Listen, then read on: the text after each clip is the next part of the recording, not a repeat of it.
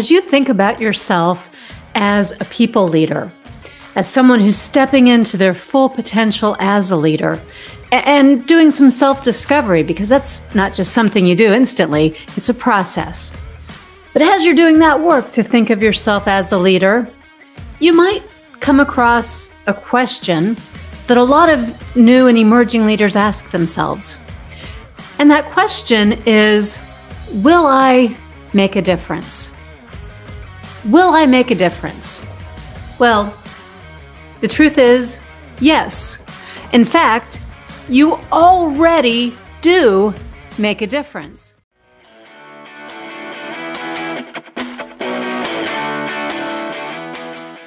As a supervisor, you may have continued to think of effectiveness in the same ways you did as an individual contributor.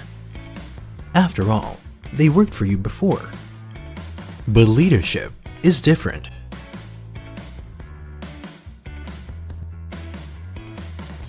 Remember, it's about mobilizing others to want to struggle for shared aspirations. As a leader, you guide others. To do this, you have to involve them and bring out the best from them.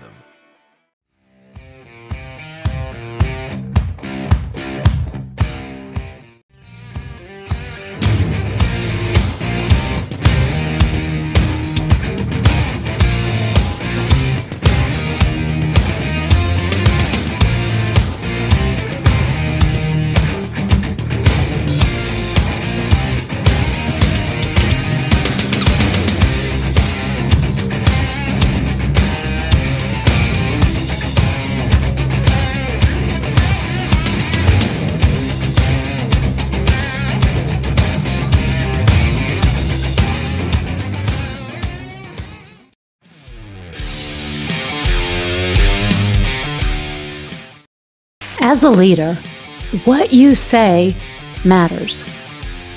How you say it is also important. Managers often forget or fail to realize that their words, by virtue of their position, their words have extra weight. There's gravitas. Your words are backed up by your positional power. So when you say something, people will take it seriously. The way you say something will also impact how that information is received. In any role, how we're perceived is completely within our own control.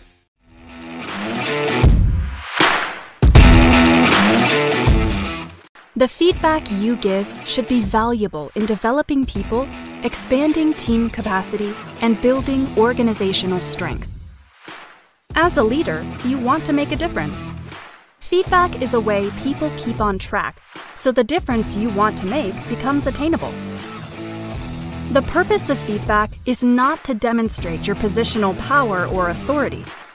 It's not to direct your annoyance, anger, or frustration at subordinates.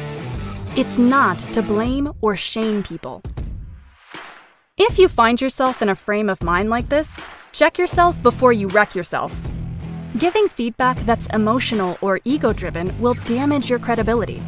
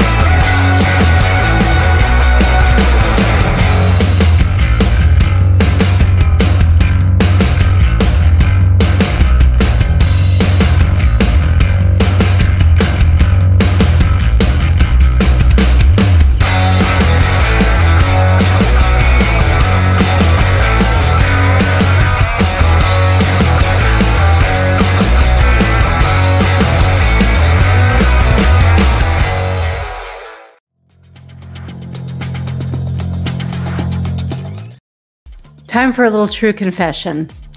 I am a control freak. I always have been. I probably always will be. So I have to pay close attention, and I have to step back sometimes and choose to let go so that other people have opportunities to learn and to grow. When it comes to delegating, this is absolutely essential that managers know how to give work away and not hoard it all for themselves. There are times when people aren't quite ready, but the right thing to do is to delegate the work to them. We'll talk about all of that in this unit so that you have some tools and some ideas about how to go about doing this.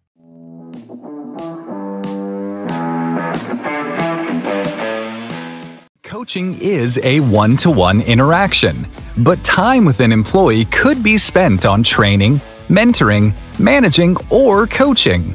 You may be teaching, telling, directing when you meet with them. Or you could be coaching, which is none of the above. Coaches ask questions. They facilitate goal setting and action planning. Coaches don't set the goals or lay out the steps. They don't advise or demonstrate. They ask questions to help employees sort out and make their own decisions for how to develop and improve.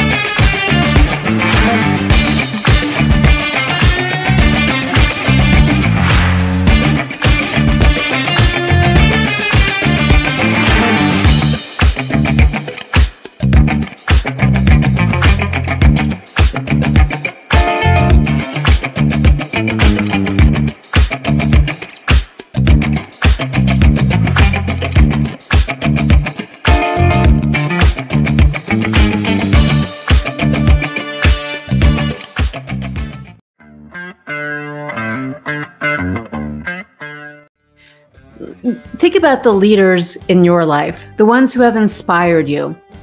You never got all that excited or eager to follow someone who said, "Hey, let's go out and do things the way we've always done them."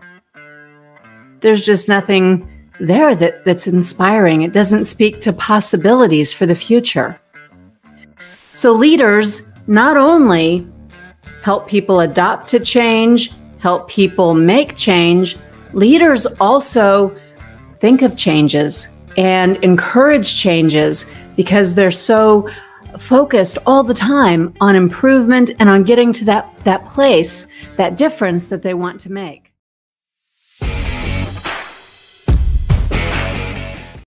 The first factor is something you've been talking a lot about. It's an individual's level of assertiveness, a continuum ranging from very passive to very aggressive. As defined in this instrument, assertiveness is how strongly you state your views and advocate for them. It's how forceful and decisive you are in times of conflict. The second factor in conflict style is cooperativeness. This, too, can be expressed as a continuum. It ranges from very agreeable to others' input to very unwilling to consider others' input.